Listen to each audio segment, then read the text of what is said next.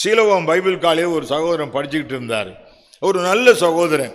ஒரு நாள் பிரின்சிபால் அவரை திட்டி விட்டார். ஒரு நல்ல சகோதரன் ஏனோ அவரை திட்டி விட்டார். திட்ட வாங்கிட்டு இவர் கொஞ்சம் ஆத்ம பாரம் உள்ளவர். ஓன்னு அழுதுகிட்டு அந்த ரஞ்சிதபுரன்ற பஸ் ஸ்டாப் கிட்ட ஒரு பனைமரம் இருக்குது. அந்த பனைமரத்துக்கு கீழே வந்துக்கிட்டு ஓன்னு அழுதுகிட்டு இருந்தார். அந்நேரம் பார்த்து ஒருத்தன் இவர்கிட்ட வந்து லட்சுமி தேட்டர் எங்க இருக்குன்னு கேட்டான். இவருக்கு ஏற்கனவே திட்டு வாங்கிட்டு அழுதுட்டு இருக்கிறார். இவர் ஏற்கனவே ஜெபிக்கிற ஒரு ஆளு.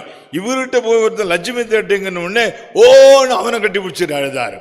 அவன், சார் ஏன் அழுவுறீங்க, சார் ஏன் அழுவுறீங்க அப்படின்னு கேட்க போய் இவர், உனக்காக தான் ஏன் அழுவுறேன், ஏன் எனக்கு அழுவுறீங்க, நீ லட்சுமி தேட்டருக்கு போகாதீங்க போகாதீங்க போகாதீங்கன்னு ஓன்னு அழுவ. அவன், சார் அழுவ நிப்பாட்டுங்க சார், நான் போகலை சார், அழுவ நிப்பாட்டுங்க சார், முதல்ல அழுவ நிப்பாட்டுங்க, நான் போகலை சார், லட்சுமி தேட்டருக்கு நான் போகலை, உங்கள் கண் எதிர்க்கவே நான் திரும்பி போகிறேன் அப்படின்னு போயிட்டான். இவர் போகும்போது சொல்லி, இயேசு ஏற்றுக்க, மனம் திரும்பு, இயேசுக்கு சரி சார் நீங்கள் சொல்கிறது பூரா செய்கிறேன், நீங்கள் அழுவ நிப்பாட்டுங்க, என்ன நீங்க அழுவ நிப்பாட்டுங்க, நீங்க என்ன சொன்னாலும் பாரு, பாடுகள் மத்தியில ஜெபிச்சு பாரு, உபத்திரவத்தின் மத்தியில ஜெபிச்சு பாரு, அதுக்கு ரொம்ப வெயிட் உண்டு, ரொம்ப வெயிட் உண்டு. இயேசு சிலுவையில பண்ண ஜெபம் இருக்குதே, அந்த ஜெபத்துக்கு அவ்வளோ பவர். பிதாவே இவர்களுக்கு மன்னியும்னு சொன்னார் பார்த்தீங்களா.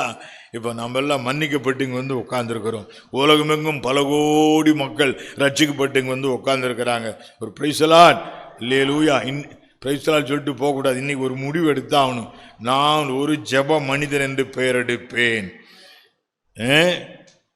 பாதர் ஒரு பாட்டு பாடுகிறார். என்னன்னு பேர் எழுதணுமா?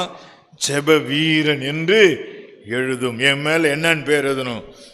அவரு ஜெப வீரன், இவர் அந்த கதை வேணாம், நானே ஜெப வீரன் பெயர் எடுப்பேன்.